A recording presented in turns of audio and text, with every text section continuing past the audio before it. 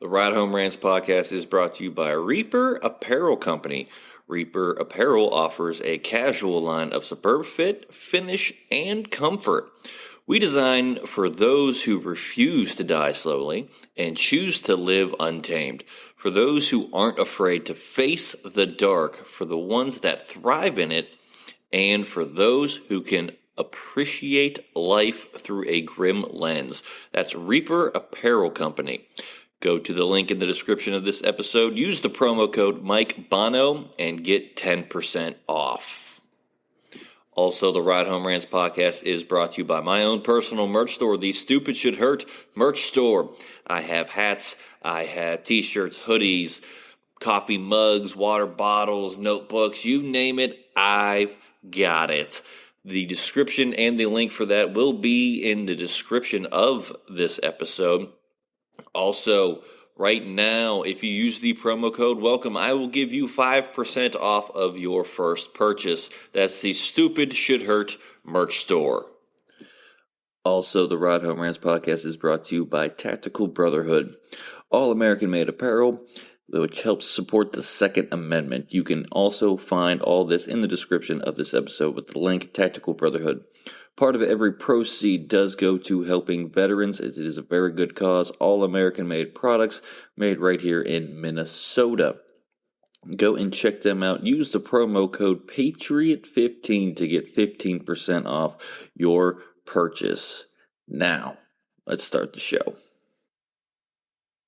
Welcome, everybody, to another episode of the Ride Home Rants podcast. This is, as always, your host, Mike Bono. I have a phenomenal Thanksgiving Day episode for us today.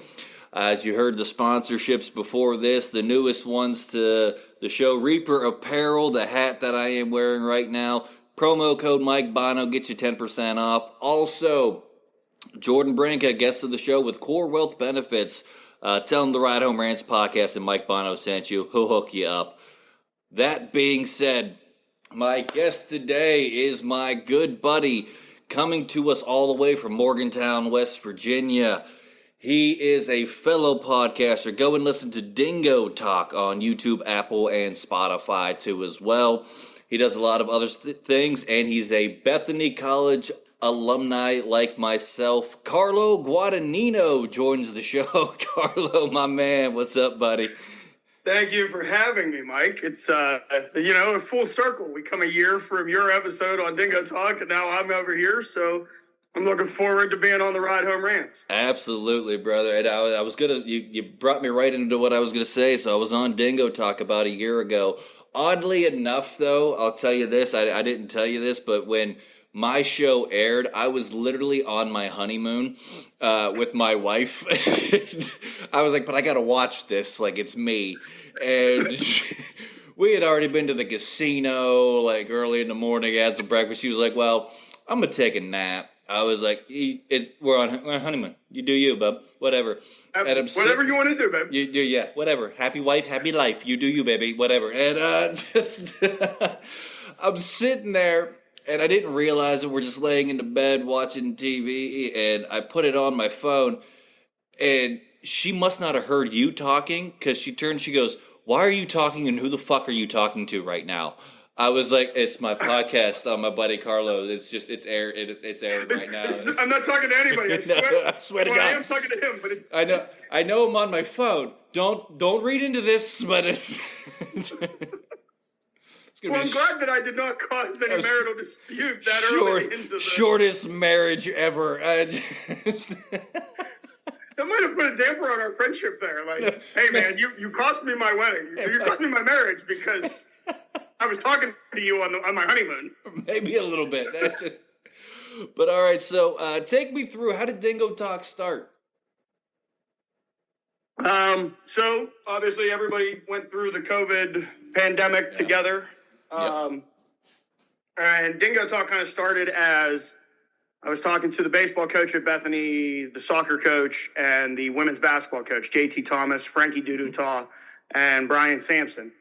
And I realized specifically those three sports weren't going to be able to recruit. Obviously, everybody wasn't going to be able to recruit, but those three guys were guys that I was talking to, I was very close with. And I tried to think of a way, how do we get them to be able to be in the homes of the parents that they got to recruit without obviously being able to go to them. So we came up with this idea, me, DB Browning, Miranda Heights. We came up with this idea that we're gonna ask very generic, tell us about yourself. Where did you go to college? Why did you go? And then kind of tell your story of who you are so that the parents could get an understanding. As you know, you went to Bethany. Yep. There's only so many coaches that you can talk to. And as we got more and more coaches, and Steve Thompson, at the time, the athletic director, he was great. He was very supportive and encouraged the coaches to come on the show with me. But we ran out of coaches. And so we got to Coach Garvey, Coach Upton, and I believe the women's soccer coach, Coach Finelli. And I reached out to Matt Grimard, Eric Walker, a couple of people, and I was like, man, I really like doing this. What are we going to do? And Matt said, well, why don't you just talk to alumni? Like, it's still going to help with the recruitment process. So let's go just talk to the alumni. I do the same exact thing. Why'd you come to Bethany? What did you study? What did you do while you were here? And then let's talk about what you've done since you graduated.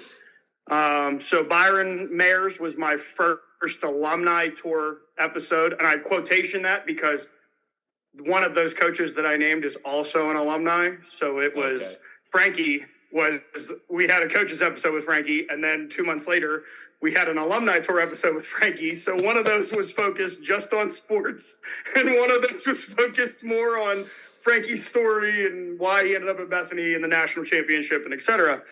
So we got through the alumni, and there was this once right about your episode.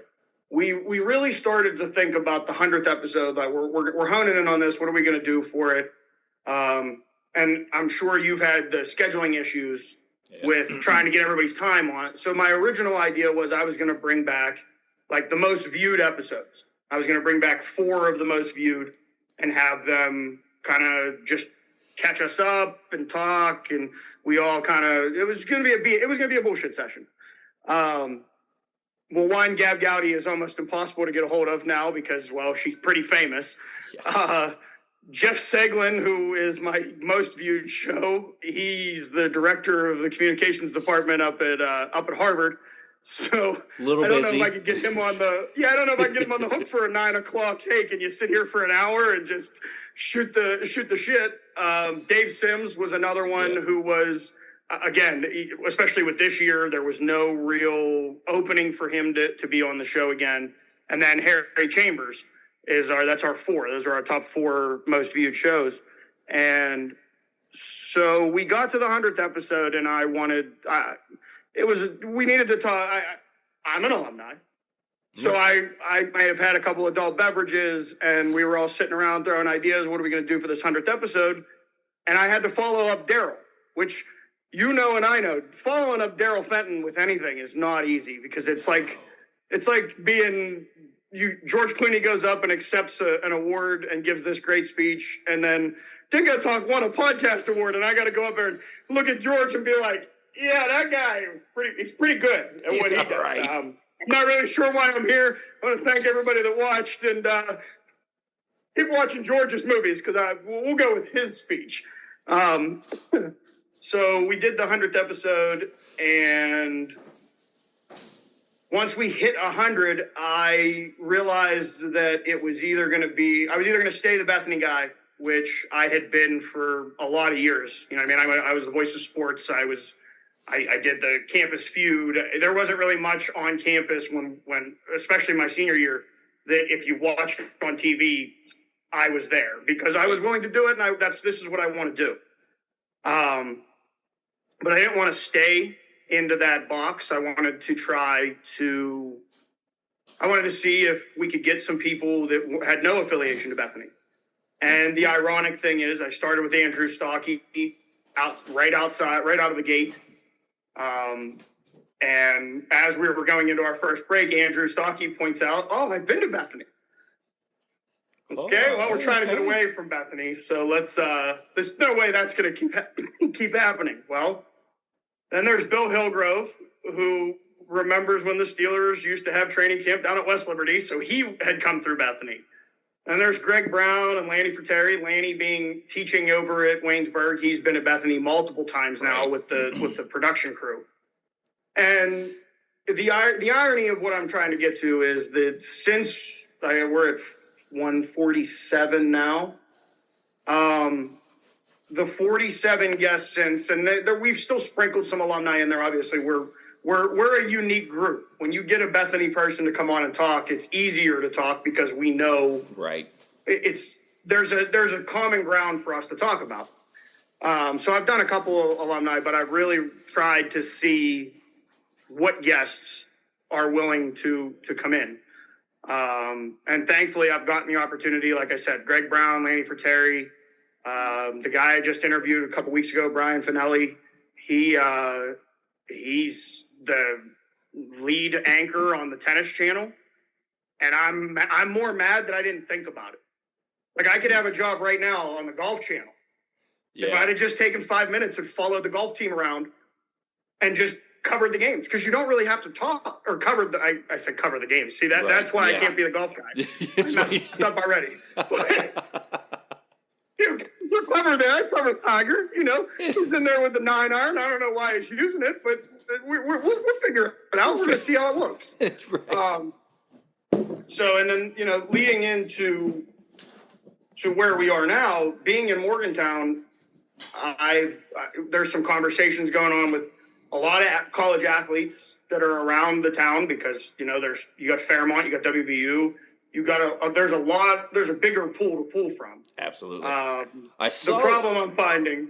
I saw you actually talked to Michael McHenry. Is that right? The Fort, Pittsburgh Pirate. I mean, do you pull any being in Morgantown from there, being that close to Pittsburgh and Morgantown? I mean, is there any correlation with that? It's just Michael McHenry I was watching the Pirates play. He put a tweet out, and I, again, had some courage. There was some type of just, I'm going to send this tweet out, and he's going to say yes, and this is going to be phenomenal. So I sent the tweet out, and I was like, hey, man, I'd love to have you on Dingo Talk. And he messaged me back, and he was like, absolutely. I'm going to open my DMs right now. Send me your number, and we'll start talking. So we talked, and his episode actually took 3 days to film. Oh, shit. So the first day, we made it. I think that episode ended up being about 50 minutes. We were 45 minutes in. I was just getting to the last question, and I was going to start my promos. And we lost everything. We lost internet. We lost him. Oh. We lost the recording. Didn't stay because there was we completely lost everything here power wise.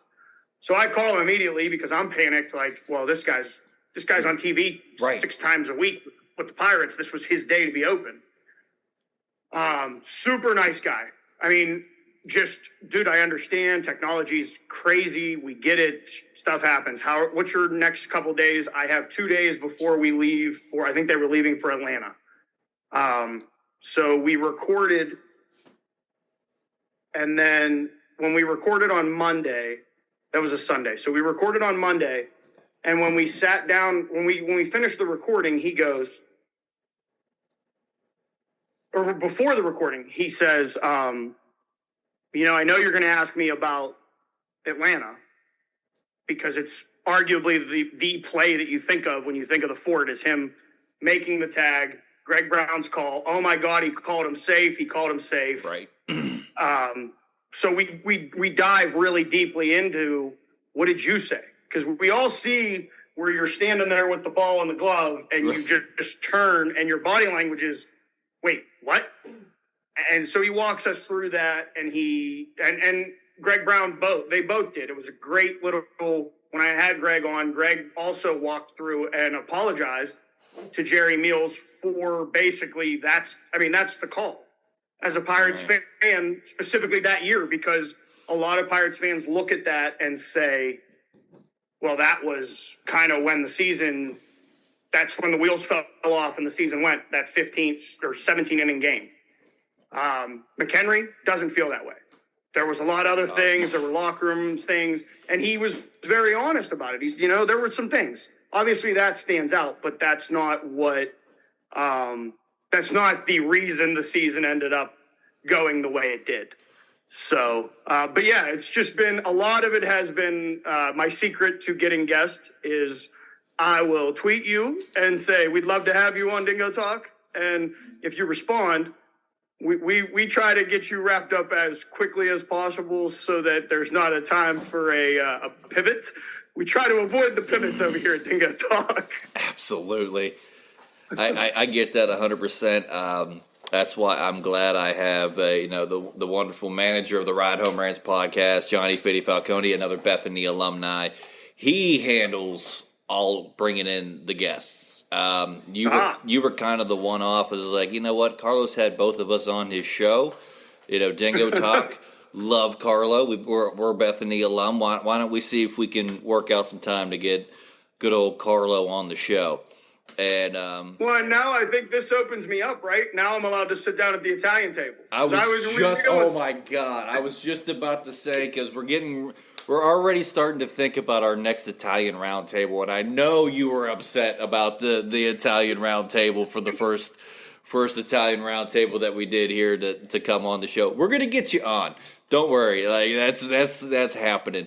But it was just the fact that it didn't even cross my mind, man. I was like, his last name's Guadagnino. How did I not know? How did I not even think to ask Carlo to be on the? So for those of you at home, that episode comes out, and the first message I send to Mike is, "Paisan, what? I'm not Italian enough." Like, apparently, I don't know where my card is that says I'm a card-carrying member of the Italian group, but I don't understand what's going on. He goes, "No, man, no, it wasn't even like that. It's just the first one. We're going to do more," and then. So we avoided a sit down. Everything's good. There's no wars going on between the two Italians. And that could go on. Look forward to that could go on for years if there was this. Vendettas get held, man. Grudges. Telling you, man. I understand. There's still a part of just since we're talking about it, part of my family that there was a spat. No shit, a decade ago. We still don't talk to him. Like it's still like, you know what? No, Finopoli, you know what I mean? Yeah, it's just no, no, and it's both sides. I've talked to both sides because I wasn't a part of it, but it's just I heard about it obviously through the grapevine of the huge Italian family that I have, and it was my grandmother and her brother. That's what it amounts to. Like, they got into words a decade ago, and just to the point where we used to go to his house for like Thanksgiving, Christmas, everything. He had the holidays. That was his thing. Nope, my dad started it after that because it was his mom. You know what I mean? Like, it was like, no, Uncle Ralph, no, and those things. We Italians, we will. We'll still smile to you. We'll say hi. Hey, how are you from a distance? No, I'm not going to their house. No, fungal. Yeah, sit on the floor. Sit on the floor. One of those, and we're going over here. I don't know where you're going, but you better be here. That's where you better be. This is where it's happening, and you're going to deal with it. And it's funny because this is the Thanksgiving episode that I remember. His daughter, my aunt Emanuelle, I'll tell you right now, like their kid doesn't get more Italian than that. Manuel Agresta. And wow. Yeah. She actually flew in family from Italy. Spoke very little to no English. And I still remember because I was taking Dr. Lovano's Italian class at that point in time. So I knew enough that I could understand what they were saying. Mm-hmm. They were talking shit the whole freaking dinner. Like, they were just... And to the point where my sisters was like, I don't know what they're saying. They just smiled and kind of like, okay. And like, I was like, no, What the hell? What? No, they're talking shit, is what they're doing right now. So I answered them in Italian, and they looked at me like, shit. oh no, one of them understand us. And I was just like, yeah, motherfucker. Like, no, like this. And Yep, you got caught. You got Yeah. caught. But now we're gonna give you a pass on that one. because it's Don't let it Thanksgiving. happen again. It's Thanksgiving. It's a holiday. We're gonna be nice. And just no, just no. I know. Everybody get a shot of Frangelica now, and we're putting everything to bed. So it was after dinner. Get a little sambuca, a little sipping liquor, coffee liqueur. Yeah. But yeah, it was rough, but it's still to the point now. Like the grudges that get held. But for the Italian round table that happened, that was a very mild case of nobody was talking over one another. It was very tame.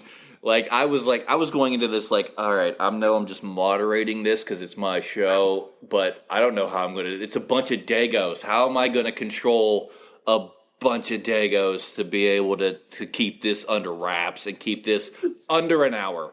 There's no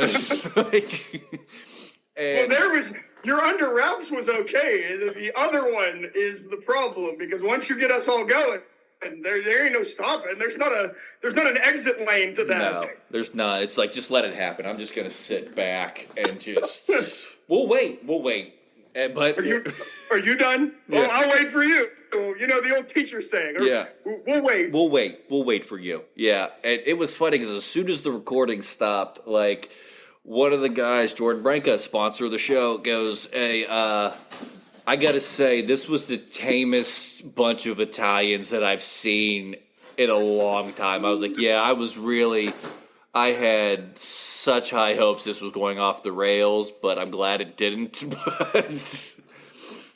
So that being said, I know we got off again. We got off on Rants. It's the Ride Home Rants podcast, but you're BC alumni, but Bethany College alumni. So we'll take it a little alumni tour style. What made you want to go to Bethany?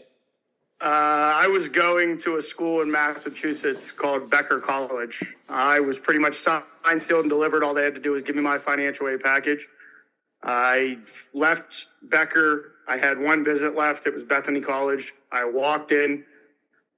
Tim Weaver looked at me and said, "You're a special teams player at best, and I hope to recruit better athletes than you in the coming years." And that's the beginning of my tour. So I'm looking at this place going, yeah, well, I'm not coming here. They clearly don't want me. I don't understand why I would come down into the woods here. I can go up. I think I would have been like 25, 30 minutes from Boston.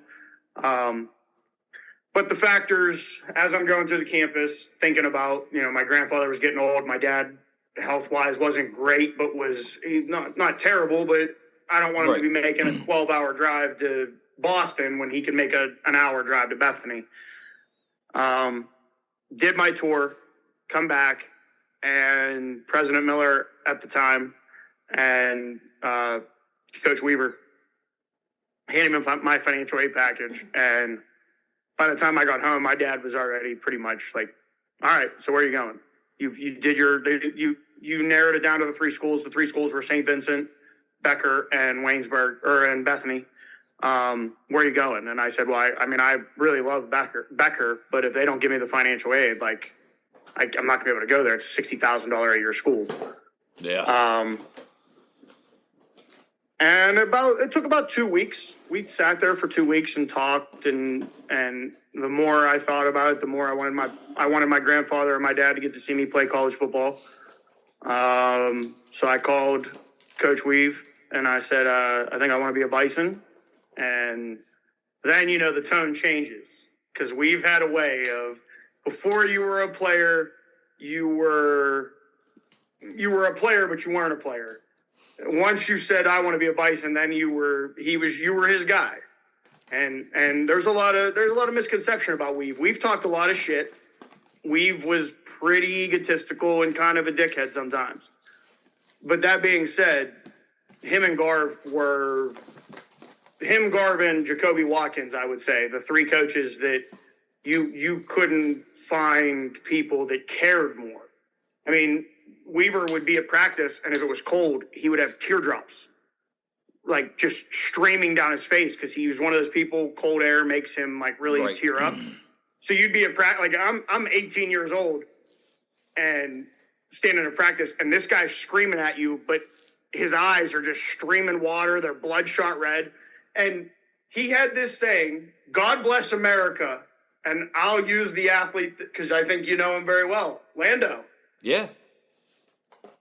God bless America, Lando. You might be the dumbest American alive, but shit, you play really good football. Go stand over there now.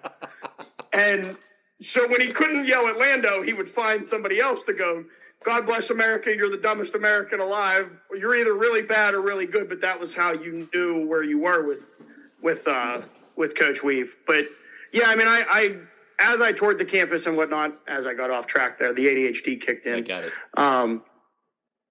As I toured the campus more and more, that first time down, I really, I met Bubba, I met Chuck, I met Harry, I met Mr. Chambers, Bob, and I just really RJ Zitzelberger was the head of financial aid at the time, so and it was a different time at Bethany. I mean, it really was. You had people that they wanted to get you into Bethany because I'm sure there was a price tag on the top of that head going, yep. That's another one. But the other side of that was they made you feel like they wanted you there. They wanted you to be a part of the bubble, which I then found out was pretty much just the Wild West. We had to follow like real laws, but there weren't actual laws in Bethany. As long as you knew where to go and you could read your handbook, you were pretty taken care of. But yeah, so I ended up at Bethany, and it's one of those things I've talked to 100 people about why they went to Bethany and this, that, and the other. And Bethany has its good and its bad, but Bethany picks you, and I'll stand by that statement. You might pick to go to Bethany. We've seen every year. Oh my God, it's the biggest freshman class ever. Yeah, all right, let's get to fall break and we'll see who comes back into that parking lot down there. Yeah. And then, Christmas break happened. Who's coming back? Oh, all right. So it's not the biggest class you had. But that choice normally is you either didn't like Bethany, came here to play football or a sport, it didn't work out, or you misunderstood what you were coming to. You thought you were going to a Morgantown or a W&J or a St. Vincent where you're close to stuff. Right. You're at Bethany. You're 6 miles from everything. It's a geographical anomaly. Yeah, really. So, Oh, man. Yeah. I know my recruiting process, and I know we're getting a little bit of press for time here because wonderful Zoom. But it was funny because I was coming off of an injury for swimming. My senior year playing football at Brook High School, hurt my shoulder, and, doing my tour, they were like, "Well, what about the swim team?" I'm like, "Well, what about the swim team? I have a separated shoulder. You're recruiting a swimmer with a separated shoulder. Is that what you're telling me right now?" And they were like, "We have full faith that you'll get that rehab before the season." I was like, I haven't even started, and it's the summer. Like, you have faith in what? That my shoulder won't fall off in the pool? Yeah, and you know what? I missed my freshman year, but they made me a manager so that I didn't lose a scholarship. So that's how Bethany picked me. Like, they kept my scholarship to go there, and because they made me a manager of the swim team my freshman year. And lo and behold, I heard it again in the pool sophomore year. Shocker.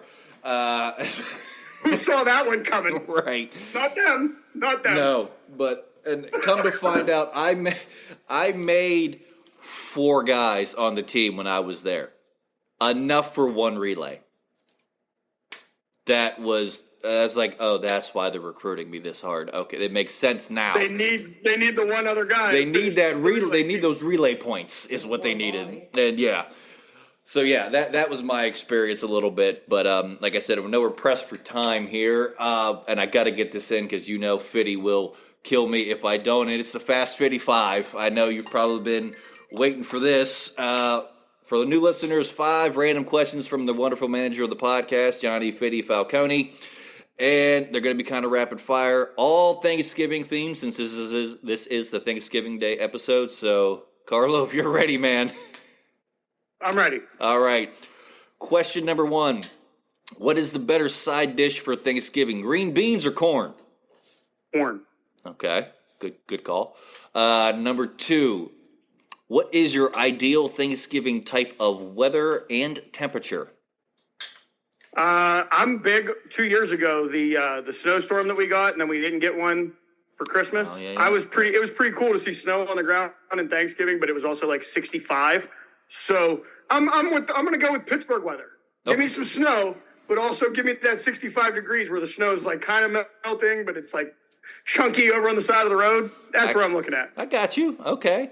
Question number 3. Should the NFL put on 2 different teams instead of the Cowboys and Lions? If so, Absolutely. Which teams should they be?